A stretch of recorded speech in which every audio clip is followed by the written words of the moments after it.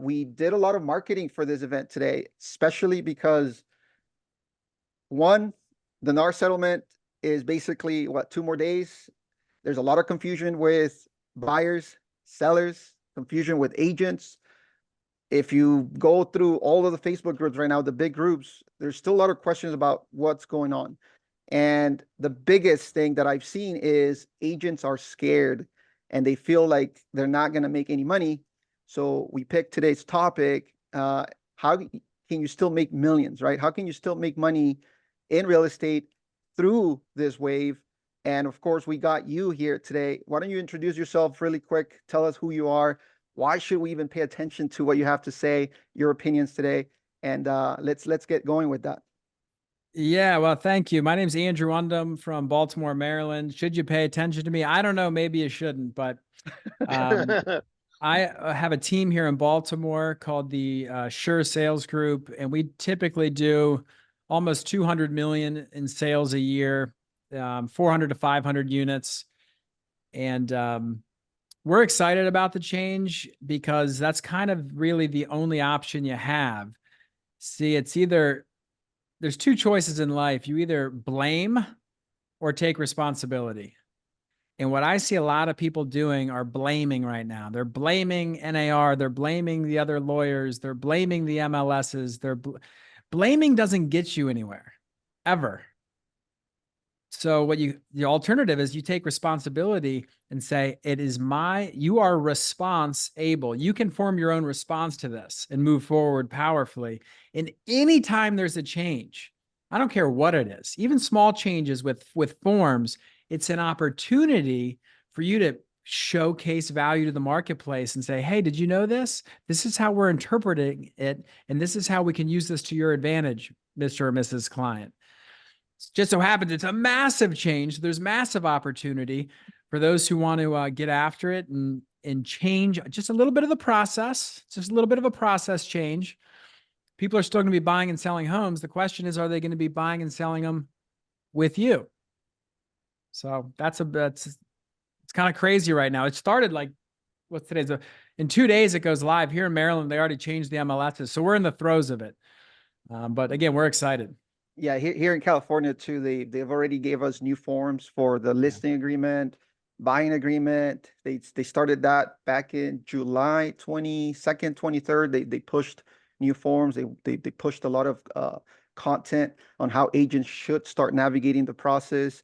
I don't believe our MLSs, all of them have completely removed the commission side of things. And I know a few of the MLSs are going to add a separate field, but I don't think a lot of the MLSs here in California are going to do that.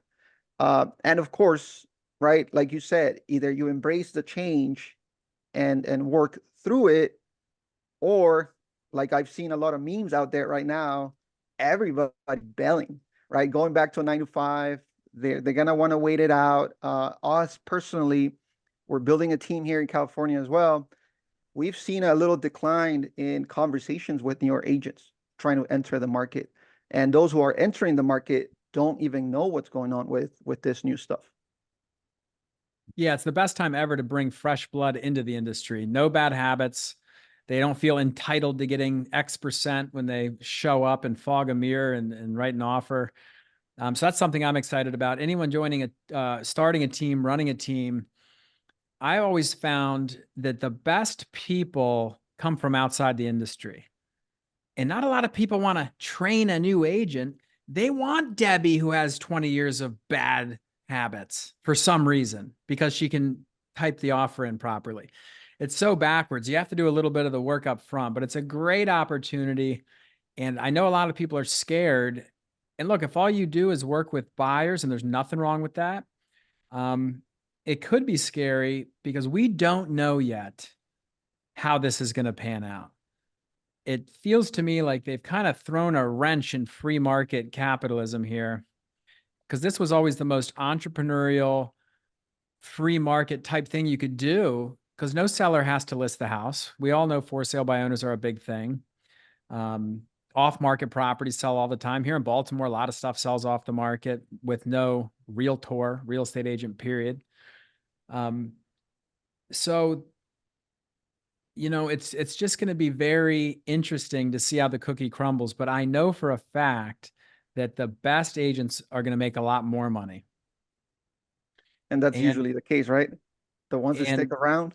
and those mediocre agents or average agents who don't really have great skills, but they worked hard. Maybe they're making 80, 100K and they were working with buyers all the time, but they didn't have the skills because they were dependent on Zillow or an online lead platform. And all they knew is if I show up and these people like me enough to let me write an offer for them, you're guaranteed to get paid a nice chunk. That's gone. So it's going to be, the cream's going to have to rise to the top. And again, you got to be careful what you say on these things. I mean, I did one of these, went kind of like wild on YouTube, and then I get called from the LA Times, and they're trying to get me. They're saying, you said that you wouldn't go below 2.5, and you advised people to stop talking after you said that. That's what they called me. And I said, yeah, well, sometimes you have to stop talking. Like after you ask a question, you stop talking, right? I was just emphasizing that. Anyway, so we do have to be careful because look, I'm not a lawyer and every state's different and Maryland's different. And our MLS happens to be this massive one that's got like PA, Maryland, Virginia, DC. It's called Bright and they do a great job. But even those, our friends at the MLSs are kind of like rolling their eyes thinking, wow, we're doing a lot of work for nothing to appease this settlement. So I'll go on record saying a little disappointed in the early settlement. And that is what it is. But I'm not blaming anybody. This is the new rules. I'll play the game better than you. That's the game. You set the rules, I'll play the game. How about that? That's it. That's it, Andrew. And like I tell Robert, and it's funny when you just said that the agent who's dependent on Zillow, Truly, and all these companies that give them these free leads for a small cut. What happened if that went away? I always tell the agents that I work with that you have to go back to the basics, right? Door knocking is great to brand yourself in that area. And you don't have to do the whole zip code because you're in California. I think we have like 80 something counties, right? It's a big state. Another thing to do is open houses right now. I told Robert that open houses are gold. A lot of these agents are not showing up with their clients because like they had to get that 9 to 5 or they're doing, DoorDash or Uber to take care of their families, which I'm all for it. But at the same time, you also got these people that are showing up that need an agent, that need direction, that need somebody to hold them by the hand and walk them through the process. So the market right now, like you said, Andrew, I like it myself as well because it's uncertain. And I believe, and we all know here, that when you're comfortable is not a good place. You need to be uncomfortable because that's where growth is going to take place. And that's why my clients is mostly expires and for sale by owners. Now, if you go back 20 years, I had this conversation with Mike Ferry is expires been around for the last 20, 30 years, right? And those are people who raise their hand that unfortunately their house didn't sell for a couple reasons. And I'm just like you, Andrew and Robert. I don't want to say something. I don't want the Los Angeles Times calling me. Why'd you say that, Alfred? But we all know mostly why the house didn't sell, right? The price of the condition, and I won't say the third thing, but I always go after expires. And I went to a listing appointment this Monday, and I got the first objection from the client. She's like, Alfred, I'm so happy that I only have to pay you and I don't have to pay a buyer agent. And when I told her, hey, I said, I agree with you, Natalie. Did you know if you look in that contract in the last 15, 20 years, you did not have to ever pay that commission fee, but a lot of people don't read the contract. I said, but let me ask you this, Natalie. You're going to hire me to sell your house, and I'm going to bring you an offer. But let me ask you this. Would you want one offer or 10 offers? Right? You want 10 offers because the more offers, the more eyeballs, the more money in your property. Now, you paying a buyer commission is very important because we might have buyers looking at this area that are fully qualified, even cash buyers that are ready to buy your house. And my fiduciary duties to you. But what happens if an agent from an outside office brings me the buyer? I would hate for you to turn them away. Because remember, what's more important is how much you pay us in the commission or how much I net you after selling your house. And then I address it that way, and she's like, oh, okay. I just heard all this in the news and CNN and all this stuff. And Andrew, correct me if I'm wrong. I think us as agents, we also are the ones gossiping about this. NAR, NAR, NAR, NAR, NAR. Like Robert said, I've seen hundreds of memes. I'm a part of over 100 groups in real estate, and the only people talking about it is us. It's kind of weird. It is weird. And like going back to something you said, you want to be uncomfortable. You do have to have this unsatiable appetite for growth and pursuing the next level, whatever that is for you. I do believe that's very important. You don't want to be at homeostasis. You always want to be growing. You're either getting better or getting worse every day. And if you get sucked into the doom and gloom, you're probably not sharpening your skills and getting better in front of clients. You're just replaying tapes in your head that are going to ingrain a negative thought pattern. However, I always like to say you have to be comfortable when you're talking to a client, because if you're not comfortable, you'll never make them comfortable. You see, if you're not comfortable, you're robbing yourself of having the greatest gift, which is conviction in what you're offering, in your process. Because whoever's more certain in any interaction will influence the other person every time. So if you are certain in the path forward, that other person will likely be influenced by that path forward, as long as you're not saying something blasphemous. So I think a lot of agents are not comfortable with talking about money. See, the whole listing agents always had to do it. And I think the listings are even more so than before. Man, those are nice to have. Yeah. those are going to be even more nice to have, because I do believe a lot of buyers with maybe misguided, they'll just want to go directly to the listing agent, and that's their prerogative. They could have done that in the first place. We used to see that all the time before all the changes. Well, I'm just going to call the listing agent. Okay, go ahead. But the buyer's agent, you see, they never had to know how to sell, because the consumer always wanted the product. You don't have to sell them on the product. They want a house. They want to move for whatever the reasons are. The schools, they don't like where they live now. They're renting, doesn't matter. They want the product. And what you're actually selling them is a service. You're not selling them a house. You're selling yourself as a guide on that journey to get the house. Well, that was so easy because you never had to talk about money. And people were dumb enough to say, like, I work for you for free. No, you don't. And that was a big topic in the NAR settlement, which I think they got right, which is, no, you buyer's agents don't work for free. You can't tell the buyer you're working with them for free. Absolutely not. But they've never been conditioned, because they didn't have to sell themselves. They never did that. And that's the big difference. So there's going to be buyer's agents who crush it. And the big opportunity also is you have 2 bites at the value apple now, because your income's not predetermined by the listing agent. Make it 3. Make it 4, make it 2, make it 1, make it whatever you want, because it's always and always will be negotiable. That's not changing. But you get to set what it's worth. And as long as you explain that buyer's agency agreement properly, you just need the right to be able to negotiate your fee with the seller. You don't necessarily have to say, hey, buyer, no matter what happens, you have to pay me X. I mean, you could do that. That's kind of a tough sell. I sold $3 million homes last week. A couple of them were my friends. Imagine if I said, hey, Robert, you want to go look at this house? Yeah, here. Make sure, no matter what, you're going to give me 25 G's, right? You're going to tell me to fuck off. Yeah. Probably. So you have to work on that in a logical, reasonable style. And then when the time's right, go through all of the components of value you bring to the relationship that most people aren't familiar with on the journey to buying a new home. And I think that's where all the value is. That's what we always hear. You have to showcase your value. Everyone says that. Every coach is just screaming that, show your value, but they don't tell you how to show your value. Mm-hmm. And no one can tell you how to show your value, because everybody's different. The way I do it's going to be different than the way you guys do it. And we're both right, probably. But you don't have to be someone else. You have to be yourself, be comfortable with who you are. And guess what? A lot of agents don't bring value, and those are the ones freaking out. And as they should be. That's a very normal thing. Oh yeah, my those God, are the ones. Yeah. They're the ones spreading all this stuff. You're absolutely right. The ones that are doing the memes and the videos and the reels of all this stuff. But yeah, you're absolutely right. They have to learn how to sell. got to learn how to sell.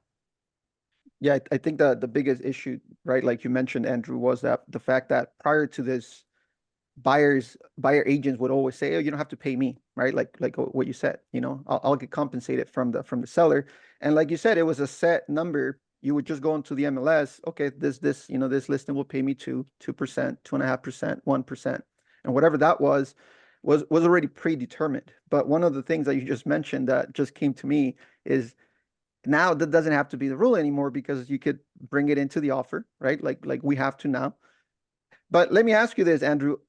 What else do you think a buyer's agent can do right now? I know you mentioned nobody can tell you how to provide value, but what are the things that you could highlight? Because I know I saw a couple of your videos before, and that's one of the things that you do, right? Buyer's presentations. How do you make them? Because before, hey, we're listing agents, we have to have a listing presentation.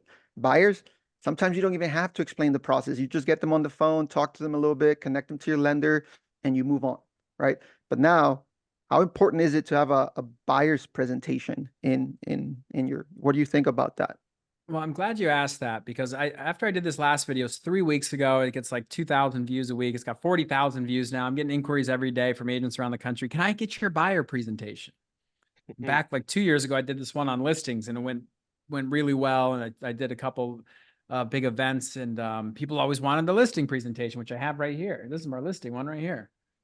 It's the Sure Group home marketing system, you see. And this is gold. That's beautiful. And and it's hardcover. You take it with you. You don't leave it there. But the thing is, you as the agent are the presentation. People miss this.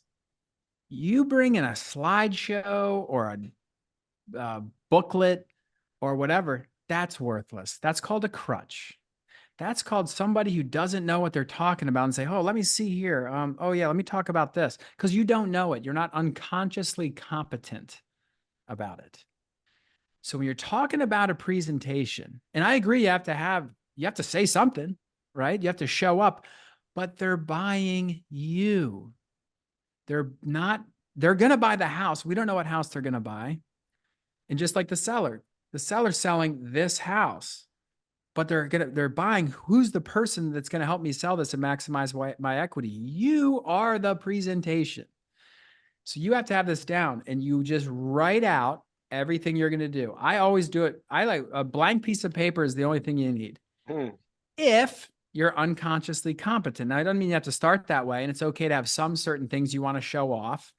I like to play the game called show, don't tell. I show them some things that we're going to do. And you pull up your phone and say, see this, this is how we do that. But on the buy side, if you just look at it linearly, what I'd start with now, after some bonding and rapport, right? We like each other. We're laughing. Hey, how you doing? You can't make anyone else comfortable unless you're comfortable with yourself. Most agents go in there pretty nervous. If you're feeling nervous and awkward, guess what? You're making them feel nervous and awkward. We've all had that experience. This guy's so uncomfortable. He's making me uncomfortable. So if that is you, which is okay, just be aware of it, because then you're consciously incompetent, way better than being unconsciously incompetent. I don't even know how bad I suck. There's people in that bucket. Get out of there. Move to, okay, at least I know I don't know. And we got to get you over all the way over to, you don't have to think about it. You know what you're talking about. And once you have a little rapport, you have to explain the 3 major agreements that govern a real estate transaction now more than ever. Used to, maybe you didn't have to do this as much pre this NAR settlement, but I think this is critical when you explain, hey, Mr. and Mrs. Buyer, there are 3 major contracts that govern every real estate transaction. If it's okay with you, I'd like to just take a quick minute to go over them to make sure you're aware of how this works. No one says no. There's a listing agreement between the seller and the listing agent. Okay, that's just between them. It has nothing to do with us. Then there's a buyer's agency agreement between a buyer and a buyer's agent. You're always touching yourself. Between you and a great buyer's agent. Okay. And there's a purchase contract between the buyer and the seller. This business is about contracts and power players, and those are the 3 contracts.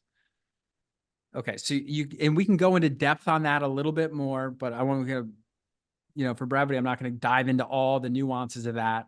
So I like to pull out an actual purchase contract and start filling it out. We're not even talking about a house, just so they know. Hey, look, you put 400K in here, your settlement date here, and contingency there, and they love it and they see it now. Oh, we're all comfortable. This is easy. I get it. Seller's got an agent. I got an agent, and there's a purchase contract. That's all it is. Okay, so once you table that, so you're going to come back to that when you want to close it out. But you have to let them know this is how this world works. This is common sense stuff.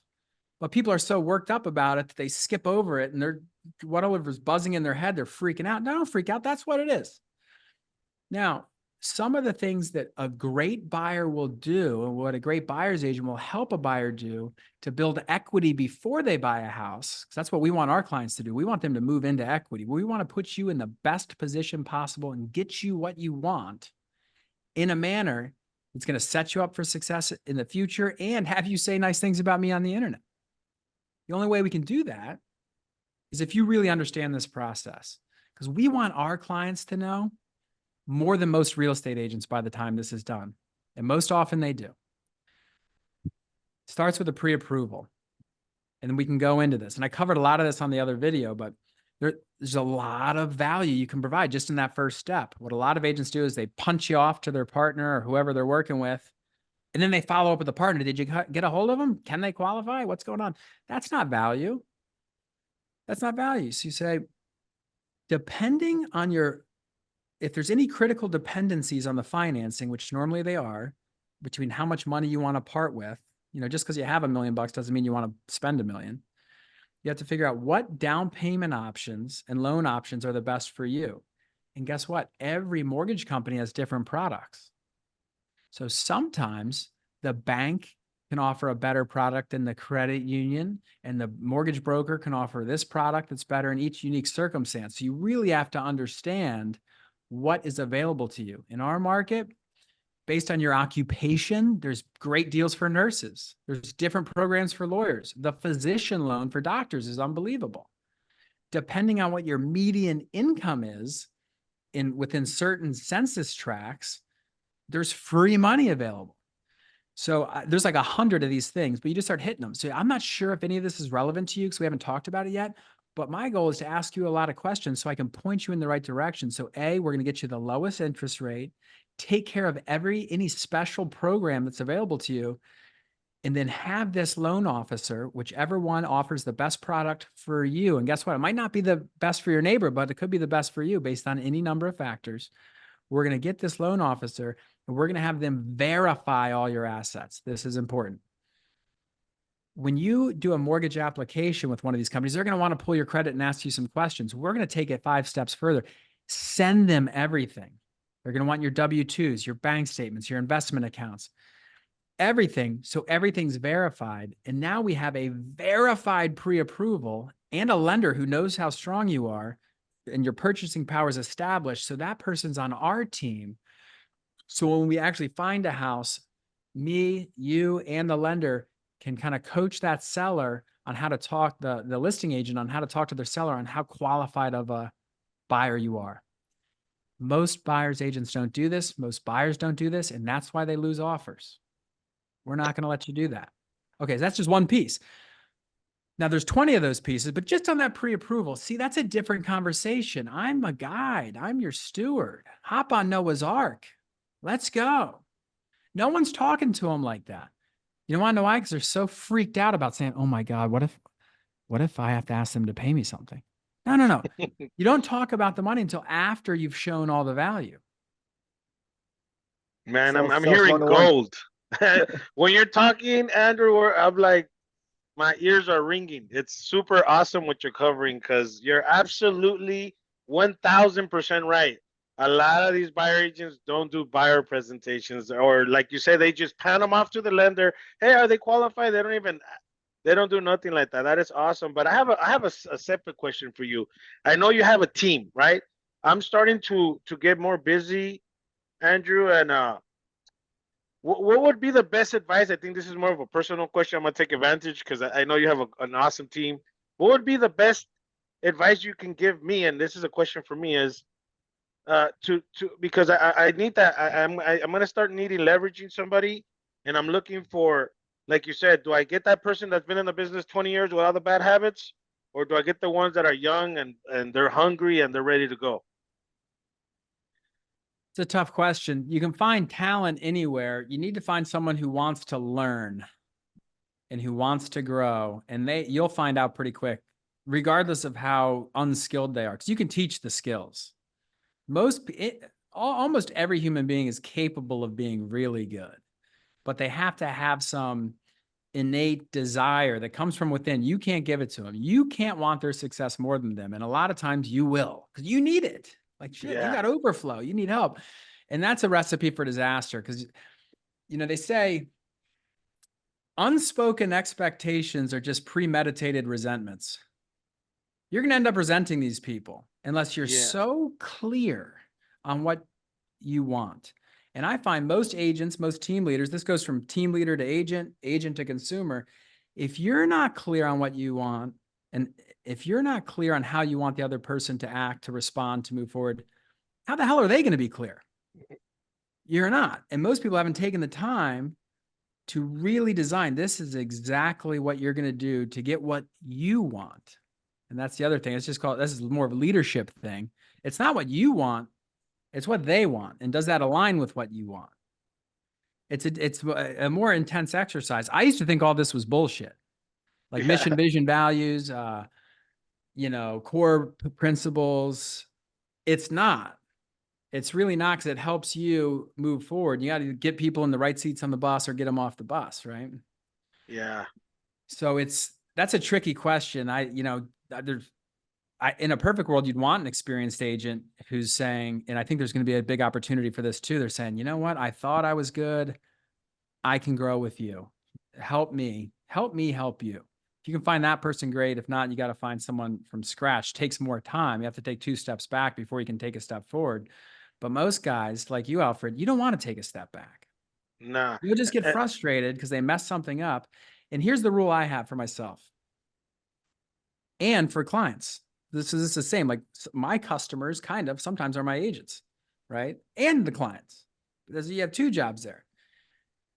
You can't get mad at anybody for doing something you didn't tell them they couldn't do. Got it. And that's so big because they don't know. So anything that they get wrong is actually your fault. It's blame versus responsibility. Do you want to blame them or do you want to own it? You got to own it. Most people, this job is so filled with rejection and uncertainty. Your life's already filled with that, and you keep tacking on more, and people fold and they get upset and then they do outlandish things. We've all had that. You say something and then on the car ride home, you're like, when they said that, I should have just said this. But you had to get your emotional needs met and make them feel like shit to make you feel better. And it's a bad thing. Yeah. So that's a tough question. But if you become the type of person that other people want to be with, because no one's ever going to follow someone that they can't learn anything from. 100%. And who they don't think care about them. And, this sounds all trite and cliche stuff, but I found it to be very true because I've made a lot of mistakes. I've had a lot of good agents that left. I can't tell you how many $10, $20 million producers that I gave birth to that aren't working with me anymore, but we're friends. I was never a dick to them. We're allies. They'll accept my offers. They'll pay the mish. You know what I'm saying?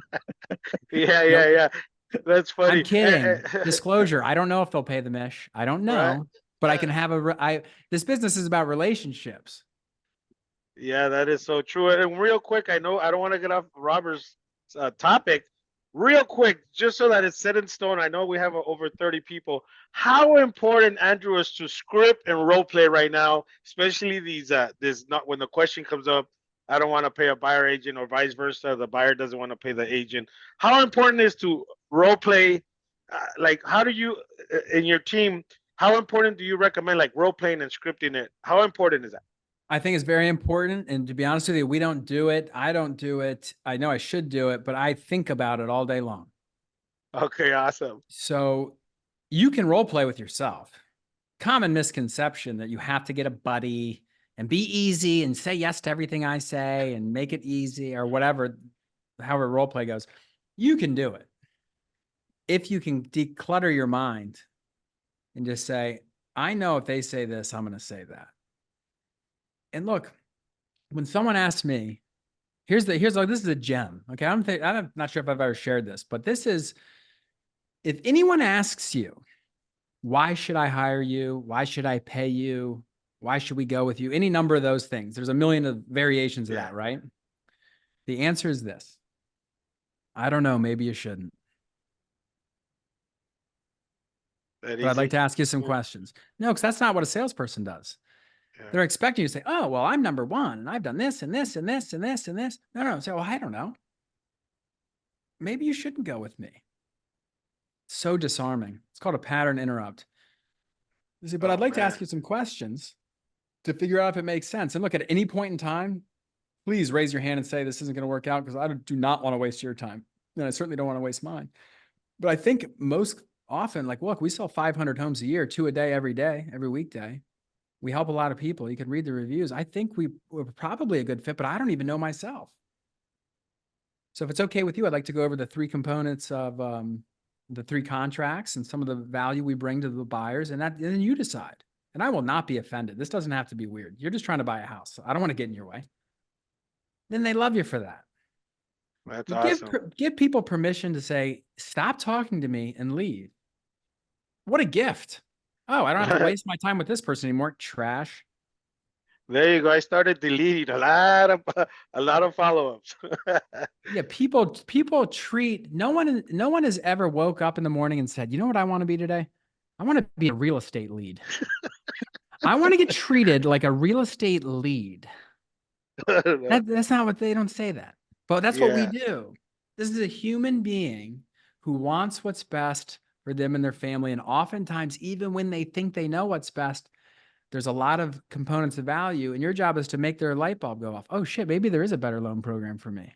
Oh, maybe there is a better way to search for homes than just clicking on Redfin or Zillow. Oh, maybe there is, I should study the components of an offer. And every house is different, right? The components, the way I used to do the buyer's agent thing, to get back to Robert's question, was I had always do this. Anytime someone's talking about buying a house, I said, do you at least know what the 5 components of an offer are? They don't know. They'll say, well, one is the purchase price. That's typically what people are thinking. Then you have closing costs. Have you ever heard that term before? Yeah. Do you know what it means? Right. So you break that down. We have your transfer and recordation fees. You're going to put a little property taxes up front, some insurance. That's your money, by the way. Some people call them prepaids. It's all lumped in with closing costs, taxes up front, insurance up front, transfer and recordation taxes. In Baltimore City, it's pretty high. It's 3% split between the buyer and the seller. So that's 1.5% to you. You just to break it out. That's why I like to do everything on pen. Instead of saying, here's my presentation, slide 2. That's lame. You break it out for them. Because then every presentation should be different. Because it's not about you, it's about them. How would I make a presentation about you if I don't know anything about you yet? That would be stupid, but that's what everybody wants. No, I want to do the same thing. It's going to work for everybody. It's not.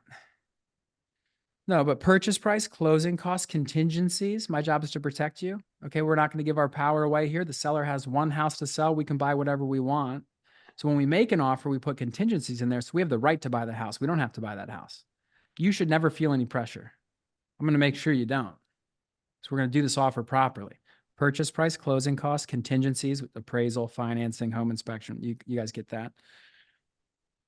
Deposit, earnest money deposit, and settlement date. Those are the 5 things. Purchase price, closing costs, contingencies, earnest money deposit, settlement date. That's what an offer is. Now, if we go look at 3 homes, and one home is vacant and it's beautiful, and then you like that house, and you also like this other home, but people are obviously living there. We have no idea what the seller wants on these things, but it's probably fair to assume the vacant house, they want you to settle relatively quickly. This person living in this house might need 60 days. So that settlement date piece becomes really important. If we give them what they want on this piece, maybe we get what we want up here, lower purchase price. Maybe they help with some of the closing costs. And by the way, some of that closing costs in this day and age could be used to offset your fee for the buyer's agent commission. Or call them concessions now. So that right there is a great place to start too. So guys, when you guys are looking on Zillow and you see a house for 400K, I know what you guys are doing. Oh man, I wonder if we could get that for 400. No, you say, I wonder if we could get that for 400 with them paying 3% towards our closing costs with a $5,000 deposit, 10 days for a home inspection, 21 days for financing contingency if we settled in 30 days. Now you're talking, you see. Now you're talking like an educated buyer. But this is right in that first buyer meeting. If you're talking about all these little things, now they're saying, that's the guy. This guy actually is giving me something that I care about. He's teaching me. If you can't teach them something, they will not follow you. Unless you're really funny. It's best if you're both. If you can make people laugh, you can make them do anything. But if you can teach them and get them laughing, comfortability's at an all-time high, they like you, they trust you, you're going to be in pretty good shape.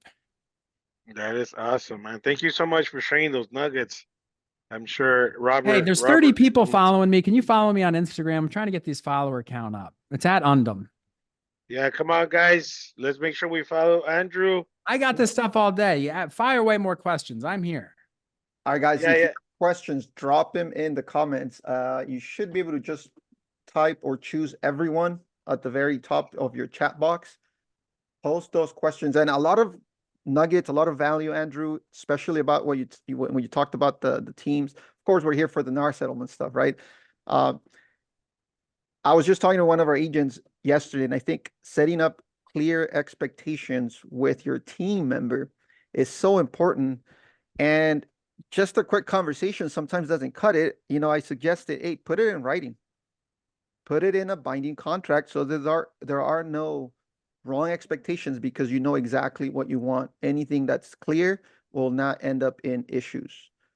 All that 5-step are in the purchase contract. Just no one ever takes the time to discuss or point out to the buyer or borrower. Paul is basically rephrasing what you just mentioned, Andrew, with the 5 things that you want to cover.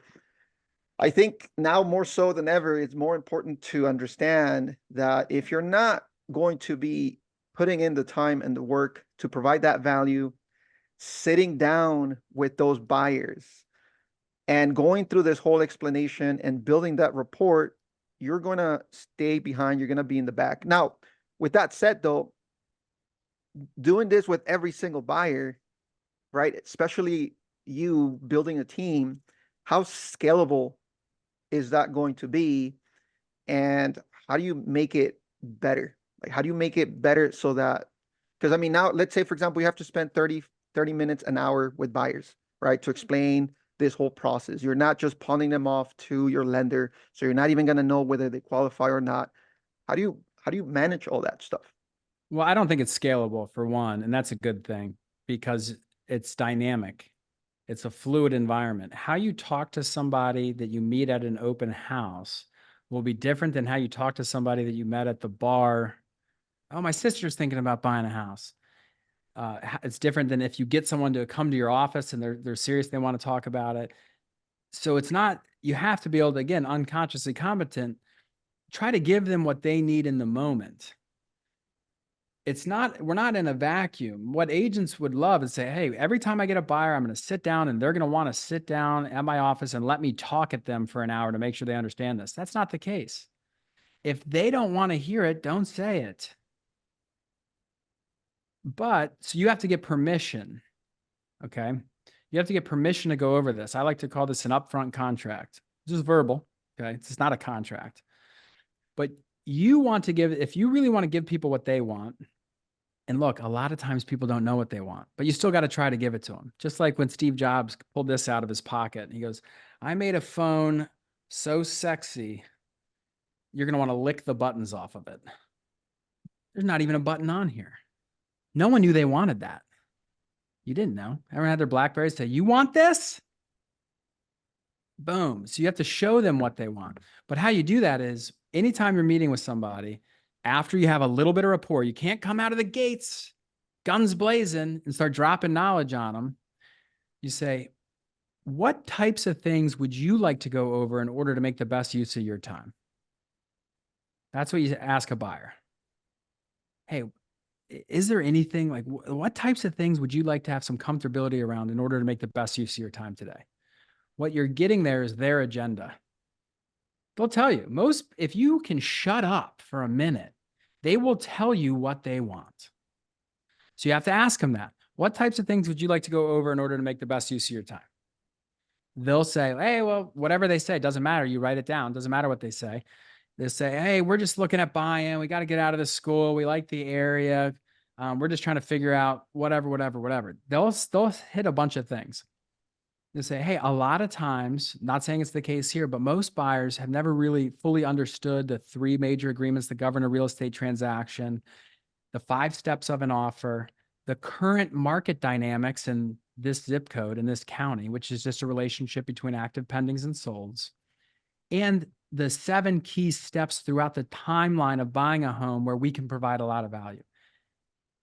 If you have 15 minutes, I'll go over it with you. If not, that's cool. They say, most of them, if they're serious, yeah, they want to know that stuff because it's about them. It's what they care about. You say, cool. So here's what you said. We'll make sure I hit that. We also just gained agreement to talk about all the stuff I want to talk about. Major agreements that govern a transaction, components of value during the process, 5 steps of an offer. Right up front. So this takes 2 minutes. We're going to cover what you want. Here's what I want to talk about. How much time do you have to have today? You always set the time yourself. I have to jump out of here in 45 minutes. Shouldn't take that long. So that way they can't just be like, oh, I got to go. Yeah. Okay, cool. Awesome. Hey, at the end of this meeting, 1 of 2 things are going to happen. You're going to decide for whatever reason, now's not the best time for any number of reasons. And conversely, and more oftenly, we're going to figure out what the next best step is. Sometimes it's coming to the office. Sometimes it's going to look at homes, or maybe we just jump right in and I'll hook you up with some of my mortgage partners. Is that cool with you? Cool. Then, okay, now that 2-minute upfront, we got all that out of the way. You just close them up front. You close them on going over what you want to go over and setting a next step at the end. See, people like to talk about, oh, did I freeze? You did with the big old. Yeah, what the hell's that? I'm gonna turn my camera off and on. Hold on. Oh, there you go. That was interesting. You close them up front by gaining agreement on setting a next step at the end. It's another thing no one does. Same thing with the seller. Same thing with anybody. Same thing with your spouse, anything. Hey, at the end of this conversation, this is what I want to see happen. It's called inspecting what you expect. You got to inspect what you expect. If you can do that, people love to like, I'm a closer, hardcore closer, but really you should be a good opener, because if you can open, you can close. Things that start well tend to end well. Things that start bad, they don't end good either. So you don't want to be a closer, you want to be an opener. If you can open this dialogue in an elegant way that's respectful to them, you're going to be a lot better off. Think about the last time you bought anything. Wouldn't you just want the person to say, hey, dude, is there anything you want from me? Like, just tell me what you want and I'll give it to you, versus, hey, what are you looking for? Blah, blah, like, and they just start going into their thing. Don't do that. You hear that, Robert? We do have a question for you, Rebecca. She already followed you, by the way. When meeting with buyers for the buyer presentation consultation, would you recommend to making a pledge to them as their realtor, Andrew? You know, the pledge is fine. I've seen a lot of those where it says, here's all the things we promised to do. Here's my problem with the pledge, Rebecca. And it's not a bad thing. It's just not my style, but it could work for some people. The pledge, if you look at these things, and I'm sure you've seen them, your office, your brokerage probably has some generic one, right? I call that marketing the mandatories, because here's what those pledges say. I am honest. I am hardworking. I will get back to you, stuff like that. Well, guess what? If they thought you were a lazy liar, they wouldn't be talking to you in the first place. That's mandatory. Yo, oh my God, you're going to get back to me? Geez, thanks. Man, that must be, but it is important, because that's the biggest complaint from the NAR studies, that people don't communicate. So, but instead of the pledge, because people aren't going to pay you X%, whatever you decide you're worth. I think I'm going to try and stick for 2.5 to 3. they're not going to pay you 2.5 to 3 because you pledge certain things. They're going to pay if they think and they believe they're better off going with you versus going at it alone versus going with the other agent that they talk to. And they do talk to other agents. That's the only way. I want them to pledge to me, not I pledge to them. And I don't expect them to unless I can show them this avalanche of value where I'm gonna hook you up and save you big on the mortgage. I'm gonna teach you about this market. I'm gonna make your offer solid as shit. I'm gonna drive your closing costs down, not only through negotiation, but through my relationships. I'm gonna get you a reissue rate on your title insurance. My inspectors are gonna give you discounts. I have a whole home services ecosystem that I'm gonna put together on your behalf to make sure everything is taken care of. This is going to save you tens of thousands of dollars. I mean, shit, my negotiation alone is worth 2 points. If you don't think I can save you 10 when I'm talking to the listing agent, just don't hire me. But they're not, you have to be so confident to say that. You don't blink. You're staring right through them. Navy SEAL sniper, center mass. Because if you're not, they're going to be like, this guy's full of shit. Because there's a fine line between confident and cocky. And I know some people are like, this guy's an asshole. That's just how I do it because I believe it.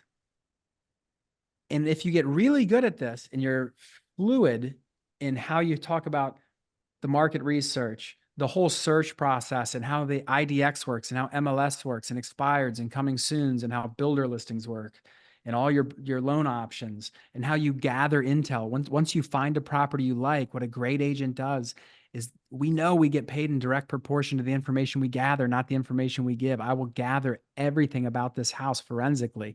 What did they buy it for? When did they buy it? What type of loan did they get? Why are they moving? How long has it been on the market? What's the days on market for their house versus days on market in the area? What's the list to sales price ratio in the zip code?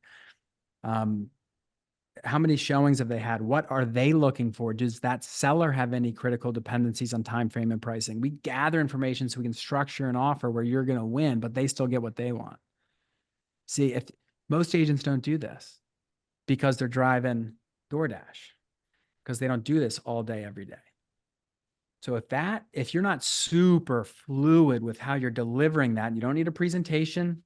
You need to draw it out on a piece of paper, just like this. Just draw it out. This is what we're going to do. Ba-boom, ba-boom, ba-boom, ba-boom, ba-boom. You say, what I'd like to do, and you want them to pledge to you. That's what they're doing. If they sign a buyer agency agreement, they're pledging to you. And then, of course, I'm not saying you can't use it, but ancillary say, oh, by the way, our company guarantees all this stuff too. But I just think that's a little bit weaker than you saying, this is what you got with me. And people have a great BS detector. I wouldn't advise you saying any of that unless you believe it and you're going to do it. Because the fastest way to ruin your career and why 87% of agents already fail in a short period of time, and that's going to go up, is because they don't do any of this. And they don't believe it. You know, they don't believe that they can deliver on that stuff. So that's a personal problem. That's not your client's problem. That's your problem. Don't make your problem someone else's problem. Damn right. Well said, Andrew. I think there's another question right there, huh, Robert? There is, let me see. When negotiate, you can read that too, Andrew, right? I'm just Let's gonna read see. it out loud. Yeah, I got it. It says, and I have another question. When negotiating with buyers on the buyer representation agreement, how would you explain you charge 2 to 3% for your services, and how would you input it so they know it's negotiable and they have options to get buyer's agents compensation paid by the seller, lender, or even the buyers themselves? See, Rebecca's asking the good questions. See, these are so tricky because they're so new. And my answer on this could change in 2 months after. Who knows what? I'm sure there's going to be some disruption coming from other companies, which I love because the best trained teams love a muddy field. We're going to be on offense the whole time. So when you get to that point, if you've already initially said, hey, there's these 3 agreements, and you value, and you say a question like that you want to be almost rhetorical, you want them to say yes, which is, do you think if we did all these things, you'd end up getting a good deal? Yes? Okay, cool. Then you pull out that buyer's broker agreement, and I draw on there. I say, here's how it's worked for 150 years. There's a listing agent, LA, and a seller. And then over here, we have the buyer's agent, which I'd love to be for you, and you, the buyer. The listing agent gets the seller to agree to a commission. Typically, historically, that was between 5 and 6%. Let's just say 6 for easy math. The listing agent has a 6% commission, and they agreed to give the buyer's agent half of it. Very simple. So I was getting 3. Well, they just made that's illegal. That is the change. The listing agent can't pay me, the buyer's agent, which is unfortunate. So the buyer's agent can either get paid from the seller directly or from the buyer directly. But it's the same pot. All the money in the transaction is coming from the buyer to the seller. You're buying their house. And the agents are just here to be advisory in capacity and help them get it done. So every comp you see, have you ever heard that word comps? It's a stupid word. We made it up. Comps, every house you're seeing that's sold that's comparable, that sales price had that 6% baked in. Every one of them. So now the question is, if the listing agent can't pay me, I have to be able to ask the seller for it with your permission. And if the seller won't pay, then you can decide to pay me. We can finance it. We can pay a little bit more. But here's what you need to know. The seller, almost every time, 99% of the time, they only care about what they net if they accept your offer. Just like fast forward 10 years when you maybe sell the house. You get all these offers. You're going to want the one that puts the most money in your pocket, right? Yeah, that's what these sellers want. So I can either ask the seller to pay me, or we can increase the sales price a little bit and have the seller pay me, or you can pay me directly, or you can finance the closing costs. There's any number of things, but we don't need to go into that right now because it's going to be different on every house, like I explained. Once I gather all the information, we'll be able to put this together. I just need permission to operate with agency on your behalf so I can gather and bring you back the information. At the end of the day, you're going to make all the decisions. But just know, and this is how I do it, and this is what the LA Times try to get me on, which is just know I need to be guaranteed that I'm going to get 2.5% either way. Now, look, if the seller won't pay and the house doesn't work out, then maybe we don't offer on that house. That's going to be up to you. So that's that difficult conversation that you're just going to have to, I think the industry is going to get a lot better and you're going to learn a lot based on a lot of these situations. I think, like you're saying, people are just going to get comfortable understanding that things have changed, and not just agents, but buyers and sellers. Buyers are probably going to get comfortable paying out of pocket for compensation. And it may be 2 months, 3 months down the road, a mute point going forward where you don't have to worry about it too much, but we don't know. And well, here's the thing about change. Well, you know what? Jeff Bezos had this great thing when they said, Amazon was getting rolling. They said, so Jeff, like, what do you see changing? What's changing in the online marketplace world? And he said, there's so much changing. I don't like to focus on what's changing. I like to focus on what's not going to change. And he said, people are always going to want to get stuff quicker, faster, and cheaper. I don't care what changes, right? And that's where Amazon Prime, that everyone loves that. So in our world, you say, yeah, there's a ton of changes, but I'd even tell the client, if you're the buyer, and say, you know, I know there's 2 things that aren't going to change. The sellers are going to want to net as much money as they can. And buyers are better off having a seasoned professional navigate this environment, because this is contracts, power players, and sharks out here. So that's not going to change. Just how I get paid is going to change. And you just need to be okay with that. Otherwise, it might not be a good fit. I take it away from them. Let them shut you down instead of you trying to overcome objections, which is the opposite of what all the training is. No, they say this, you just object. Overcome. Your job is not to overcome. If you're always overcoming objections, you're not providing enough value. I'm not saying you can't. You got to know how to dance. I don't say follow. Just as soon as they give you any pushback, play dead and run away. That's not what I'm saying. I'm saying if you're getting them, you didn't open it properly. You didn't explain everything properly. You weren't convicted. Remove the objections before they even happen, right? Yeah. Basic sales 101. All right. So we've been here for about 55 minutes now. We've had really good questions. A lot of people are probably going to watch this replay and probably run it through some AI so we can get some of the scripts, some of the stuff you talked about. A lot of content, a lot of value. I've gotten a lot of value myself. I see a lot of names here. We've had the same conversation. I hope they got what they came here for. Andrew, we appreciate you spending the time with us. I hope we can get this done again, hopefully in the next couple months, 3 months, just to see how things have changed.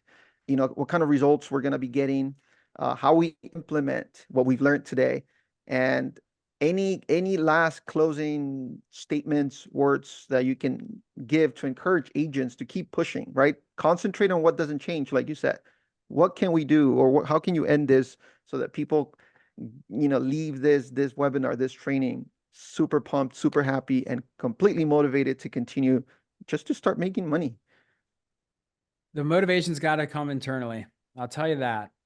This is your job. This is your duty and obligation to figure out and explain it in a compelling fashion. And if you do, you can make as much money as you want to make. There's just no doubt about it. Well into the 7 figures.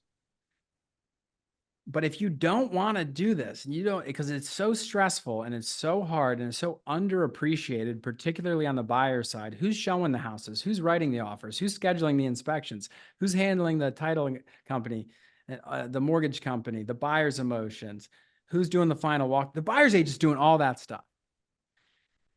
You have to commit saying, I actually want to do it and I want to be good. Everyone wants the paycheck at the end, which is now in question. But do you actually want to do it? Because it's pretty obvious that people who are just doing the gluttony and all they do is bitch to their workmates. Can you believe this guy said this? I don't like that. If you're around people that are complaining, you got to get away from them. You got to get away from them. You have to get constructive, because in every situation, here's the takeaway. Every interaction you have, which by the way, in our world, guess what? People need shelter. Nothing wrong with doing a rental either. People need shelter. Every person walking on the street that you see today is going to be buying and selling property at some point. And if you get so good with your dialogues and making you the go-to choice, when they think about real estate, you want them to think, I want to know what Andrew would think about that. That's marketing, essentially. If you can do that and want to do it, you're going to be really good. And one last thing, which I should have said on this other one because it went kind of viral, is if you know anybody who's selling real estate in Maryland, I'm trying to get more agents, just like my friends here on this call. We serve greater Baltimore. We got 4,000 square feet. I got ping pong tables, foosball tables. We have fun here. Okay, you're allowed to have fun. Nothing against having fun. And when you're making money, you have a lot more fun. Just asterisk. So we're looking for agents. And of course, obviously, if you know anyone looking to buy or sell in Maryland, we'd love to help them. And we will pay that referral fee real quick. How do they reach out? Well, I'm easy to find. My name's Andrew Undum, and Undum on Instagram. Sure Sales Group's our website. But if you Google me, I'll come up. We'll be around. Yeah, that's how we found you and got you here today. Thank you so much. Any closing statements, Alfred, before we end it? Man. Andrew, thank you so much for your time. I appreciate you being here with us. Thank you for the nuggets. I was listening to you because I am going to continue with the team that I want to build and hopefully be at your status. And once again, man, it's an honor to have you in front of me and able to talk to you. So I really appreciate your time. I know how important time is for realtors and business owners. So once again, thank you. Hey, my pleasure. I'm going to go back to work. I got to go turn off lights at a house that someone left on a vacant property. That's not the stuff. No one talks about that. Oh, top producer team. I'm going to go turn off lights in a house right now. Yeah. And then that's an opportunity to establish deeper rapport with my seller, because we're playing a little game when these listings are on the market. You know what the game's called? Sell it before they hate you, because they eventually will. Yeah. You guys. So, well, hey, I appreciate being on here. There's some other topics that I think are really valuable, like new home construction, because I came from that world. That's an unbelievable, no agents understand this. Yeah. Power, if you can make a new home sales rep your ally, which I have I used to do like a training and all these stuff. I have so much stuff on that stuff. So if you guys blow this up, I'll come back. If I don't get any followers and I don't get anything, I'm never going to talk to you guys again. Okay. Trust me, we're gonna blow this. We're gonna blow this up. I'm gonna start setting up the team, a few ads. If you guys want the recording, comment. If you guys watch this on the recording and you guys want Andrew back, make sure you follow him and send him a message. Tell him you found him from Real Closers. So thank you so much, Andrew. Thank you so much again. I got a lot of value. I hope everybody did. And hope to see you hopefully in the next few weeks, months. We'd love to have you back. I was just kidding. I'll talk with you guys. You guys are doing a good thing, trying to help people, and that's what it's about. So have a great day. All right. All right, Thank you thank so you. much. All right. Thanks, Bye-bye. Alfred. Have a good one. Bye bye, guys.